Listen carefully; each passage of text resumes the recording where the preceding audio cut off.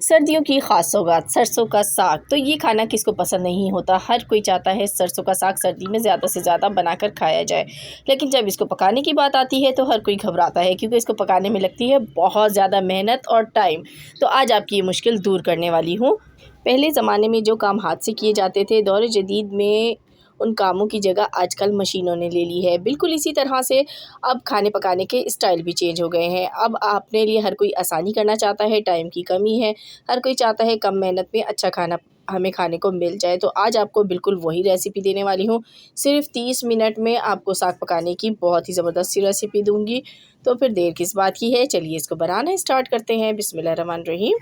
तो यहाँ पे साग पकाने के लिए सबसे पहले सरसों दरकार होगी। तो मैंने यहाँ पर 1.5 केजी सरसों ली है और इसको रफली कट किया है। बिल्कुल पहले वॉश किया है, उसके बाद कटिंग की है और इसको डाल दिया एक प्रेशर कुकर में पानी डाल के। तो पानी आपने इतना ही डालना है जितना आपका साग जो है वो पकने के बाद नीचे चला जाए। तो बस ये देखें, यहाँ पर ये पकना शुरू हो गया है। तो जैसे ही इसमें उबाल आएगा, ये ऊपर की तरफ इस तरीके से आएगा, तो इसको आपने इस तरीके से नीचे करना है। सरसों जो है वो अपना भी पानी छोड़ेगी। अब इसमें हम डालेंगे प्याज। 1 अदद मीडियम साइज़ की प्याज को मोटा मोटा सा कट करके डाल दीजिए। हरी मिर्चें ले लीजिए 10 से 12, उसको भी आपने मोटा मोटा कट करके डालना है। और यहाँ पर आपने कुकर में इसको बनाना है और लिड को हम लगा देंगे तकरीबन इसके 10 मिनट के लिए। तो 10 मिनट के बाद हम इसको चेक करेंगे। यहाँ पर मैंने पालक धो के रख ली है। तो यहाँ पर मेरे पास ये तकरीबन 1 केजी पालक थी। इसकी डंडी हमने फेंक दी है, सिर्फ पत्ते लिए हैं। इसको भी वॉश कर लिया है कटिंग करने के बाद। अब जैसे सरसों आप देख रहे हैं यहाँ पर 10 मिनट के बाद गलना शुरू हो गई है। तो अब इसके अंदर हम पालक को ऐड कर देंगे और पानी को शामिल करके, और इसमें अब पानी बिल्कुल भी शामिल नहीं करना, क्योंकि पालक अपना भी पानी छोड़ेगी और सरसों में भी हमने पानी डाला हुआ है। सरसों में तकरीबन हमने 3 से 4 गिलास पानी डाला था। और इसको दोबारा से एक बार लिड लगा देंगे। तो देखिए, मैंने इसको लिड लगा दी थी और 10 मिनट मज़ीद इसको पका लिया। टोटल इसको पकते हुए 20 मिनट हो गए हैं और यहाँ पर साग जो है वो बहुत अच्छा सा गल चुका है। पानी अभी इसके अंदर बाकी है, पहले साग को चेक कर लेते हैं। आपने साग ख़रीदते वक्त हमेशा इस बात का ख्याल रखना है कि आपकी जो गंदले हों, उसकी डंडी हो वो बिल्कुल कच्ची हो और उसके अंदर बिल्कुल भी कोई भी पक्कापन ना हो, तभी आपका साग अच्छा बनेगा। मोटी मोटी डंडियाँ होती हैं कच्ची कच्ची सी, उसी का ही साग अच्छा बनता है गंदलों वाला। अब इसके अंदर हम मेथी ऐड करेंगे। मैंने यहाँ पर 1 गड्डी मेथी ली है, उसमें से थोड़ी सी कम कर लीजिएगा, क्योंकि बहुत ज़्यादा मेथी डालने से कड़वाहट भी आ सकती है इसमें। नमक डाल देंगे आधा खाने का चम्मच। इसमें रेड चिली पाउडर आधा खाने का चम्मच भर के डालिएगा, या हस्बे ज़रूरत आप नमक मिर्च डाल सकते हैं। ये 2 चीज़ें जाएंगी इसमें। और यहाँ पर आपको सरसों को या फिर पालक को बारीक काटने की बिल्कुल भी ज़रूरत नहीं पड़ने वाली है, जैसे मर्ज़ी आपका दिल करे इसको काटिए। अब इन चीज़ों को मिक्स करेंगे और थोड़ा-सा मज़ीद इसको 5 मिनट तक मैं पका लूँगी। इसकी लिड फिर से एक बार लगाऊँगी और 5 मिनट बाद देखते हैं। बिस्मिल्लाहिर्रहमानिर्रहीम। आफ्टर 5 मिनट्स आप इसको चेक कर सकते हैं। टोटल इसको 25 मिनट हुए हैं कुकर में पकते हुए। प्रेशर कुकर में बहुत जल्दी साग गल जाता है, बनिस्बत अगर आप इसी पतीली में बना रहे हैं। पतीली में अगर आप बनाएंगे तो घंटों लग जाएंगे आपको साग को गलाने में। तो ये बहुत तेज़ तरीन तरीका है साग पकाने का। तो यहाँ पर सब तमाम चीज़ें गल चुकी हैं, पानी इसका ड्राई होने लगा है। तो अब हमने लेना है इस तरीके से एक मशीन लेनी है ग्राइंड करने वाली।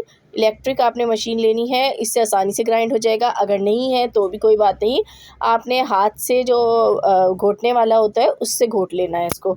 मैं मशीन से ही काम कर रही हूँ, मशीन से ज़रा इजी हो जाता है। तो ये देखिए 2 मिनट में हमारा साग जो है घुट चुका है। बहुत ज़्यादा इसको आपने नहीं यहाँ पर मैश करना है, चटनी नहीं बननी चाहिए इसकी। तो बस इस तरीके से करें। उसके बाद इसमें मैं डालूँगी मकई का आटा। मकई का आटा जो है इसके अंदर अच्छी सी एक कंसिस्टेंसी लेके आएगा और इसमें जो है जायके को भी बढ़ाएगा। तो आपने 1 मुट्ठी लेना है मकई का आटा और इसमें मिक्स कर देना है। अभी देखिए, मैंने फ्लेम पर नहीं रखा हुआ साग। अगर हम फ्लेम पर रख के इसमें आटा मिक्स करेंगे ना, तो इसके अंदर गुठलियाँ सी बन जाएंगी।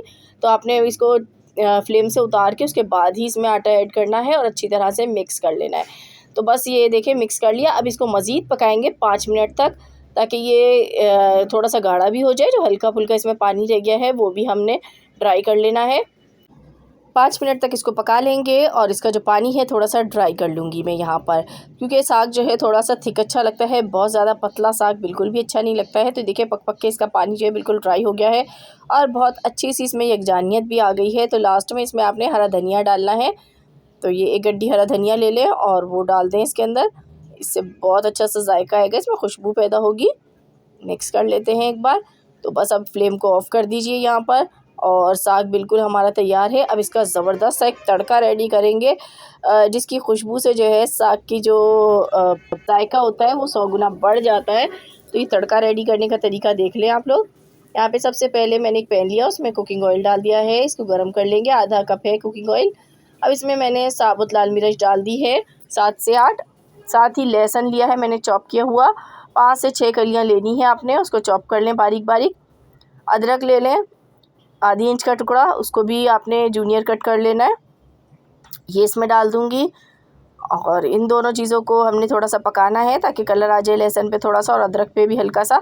अब इसमें डाल देंगे हरी मिर्चें कटी हुई बारीक, और बहुत ही खुशबूदार से तड़का रेडी होगा। यकीन मानिए जब आप ये तड़का लगाएंगे ना साग पे तो आपको मज़ा आ जाएगा और फ़ौरन आपका खाने को इसको दिल चाहेगा। ये देखिए मैंने तड़का इसको लगा दिया है।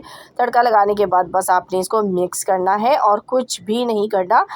इसको मिक्स करने के बाद चाहें तो इसको आप 5 मिनट मज़ीद कुक कर लें, अगर नहीं करना चाहते तो भी कोई बात नहीं। बस साग जो है वो इसी तरह से बनके तैयार हो गया है। इसको निकाल लीजिए एक प्लेट में और सर्व कीजिए मकई की रोटी के साथ। तो खा के खाने वालों को मज़ा आ जाएगा और पंजाब की याद आ जाएगी।